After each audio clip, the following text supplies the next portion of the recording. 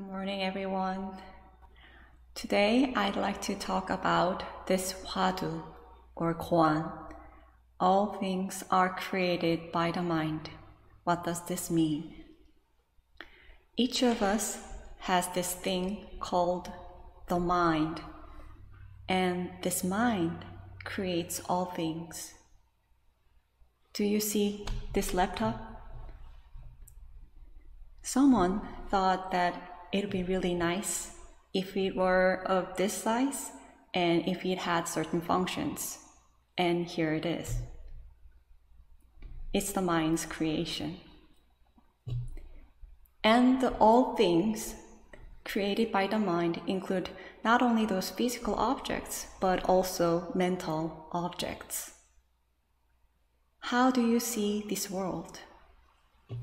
The conception of this world that I have in my mind is the world I live in. Living in the same world, others can live in a very different world depending on their conceptions of that world. It's not only the world. The same principle applies to conceptions we have of ourselves and others. The conception of yourself you have in your mind, even if that's not exactly who you truly are, and even if that is just the mind's creation, it feels like who you are. Furthermore, based on what another person says, or an action of theirs, or even just a look, in that moment, we create an idea of what that was about. When we have right view, that moment is what we think it is. But when we don't have right view, our idea can be quite different from what that moment was actually about. Let's say you have this idea that what the other person just said or what they just did either ignored your presence, or was simply wrong. When you have that idea, regardless of what the person's intention was, you may feel offended or angry. That anger is created by the mind. It doesn't end there. That idea that you had becomes a seed, a cause, and that may drive you either to say something angry or give the person an angry look. That is simultaneously the effect of the cause and a brand new cause. And then the other person would react to that, would be mad at you. That is again the effect of the cause.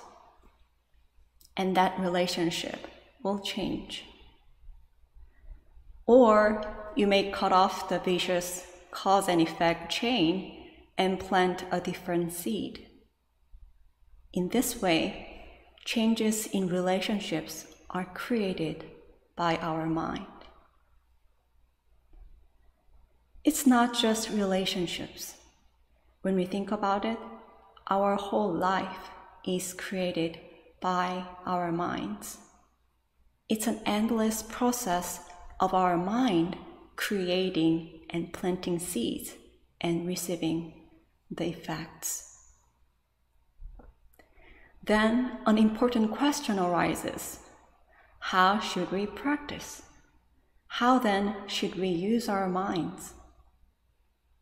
The Dharma teaches us that the answer is already in us. It teaches that we should use our mind, use our original mind as it is. Our original mind, which is the same as the truth, is described as true voidness and marvelous existence. Then how can our mind's functioning reveal true voidness and marvelous existence? In the Diamond Sutra, there is a story about one of the Buddha's past lives. It was when he was called a practitioner of forbearance. There was a king named Kalinga. One day the king, with his concubines, went on a picnic. While he fell asleep after playing, the concubines were strolling around and came across an ascetic practitioner meditating. One concubine asked him to teach them the Dharma, and he did. The concubines were totally mesmerized by his talk. Watching this scene, the king flew into a rage. The king asked the practitioner, "What do you teach?" The practitioner answered, "I teach forbearance." The king said, "Can you still practice forbearance after I cut off your arms and legs?" And then he dismembered the practitioner's body. But the practitioner, who in a later life became the Buddha, although he was being torn limb from limb, did not feel anger or animosity towards the king. But how? The Buddha's mind was true voidness. He didn't have the idea that he was harmed.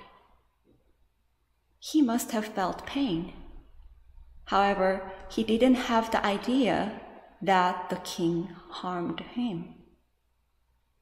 That's why he didn't feel any anger or animosity. True voidness.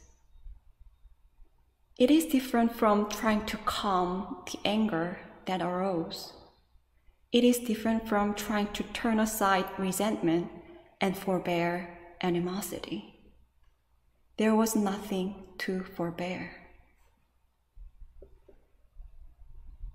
In my case, let alone my limbs being cut off, it is hard not to feel disturbed, even when someone does me a little harm or offends me a little bit. One day, someone asked me to help person A. I had been trying to reach out to A, but A had not been really responsive to my message. So I was hesitant, and it was not an easy task. But because the deadline was coming up pretty soon, and because I knew it was something very important to A, I started working on it. I stayed up late doing it, but I could only finish the first half. I emailed A the first half, saying I would continue working on the last half. Since I knew that the deadline was really close, I stayed up all night to finish the last half and finally sent it to A. Later, I found out from someone else that A had submitted the work without incorporating what I sent. And I haven't yet heard any response from A. I wouldn't have stayed up all night if you had just let me know that you had submitted it already. A thought arose, and a long train of thoughts and emotions could have arisen after that, but I stopped and thought, I have not been harmed. Although I suffered from a bad headache the next day and could do nothing, I realized that in my mind there was no harm and thereby no anger, and not even the thought I have not been harmed. It was true voidness. And one moment occurred to my mind, the moment when I told her with my judgmental mind, "You won't be able to finish this if you keep procrastinating." Although it was a good intention, my judgmental mind delivered it poorly, and it must have disheartened her. Her response was what I had sowed, what my mind had created. There exist incomparably more difficult and agonizing sensory conditions, and you may be facing one. In such situations, resentment, blaming mind, and even revengeful thoughts can arise. And it may feel difficult or impossible to experience true voidness in such a case. However, even at those moments, if we can see what's arising in our mind just as it is, just as something that can arise in such a situation, neither rejecting nor acting upon it, that is, in fact, true voidness. It's like an empty sky holding everything within, good or bad, beautiful or ugly, pure or tainted. Neither rejecting nor holding on to anything. That is true voidness. That is the practice of keeping our original mind. How can our original mind and an empty sky be so alike? Let's come back to the Hwadu and look at it from a different angle. So far, I only talked about how our minds create human-made physical objects and all the mental objects, thereby planting seeds and receiving the effects. However, it's only half of what the Hwadu, all things are created by the mind, tries to show us. What about the earth, or the universe, or the air, or this body? Are those created by the mind as well? Then what does the mind mean in that context? And how is it related to our mind? In a broader sense, the mind means the nature. And the nature creates all things in the universe. The nature is the original source of all things in the universe and the original nature of all sentient beings. The nature is called void and calm, numinous awareness. It penetrates all things in the universe, neither arising nor ceasing.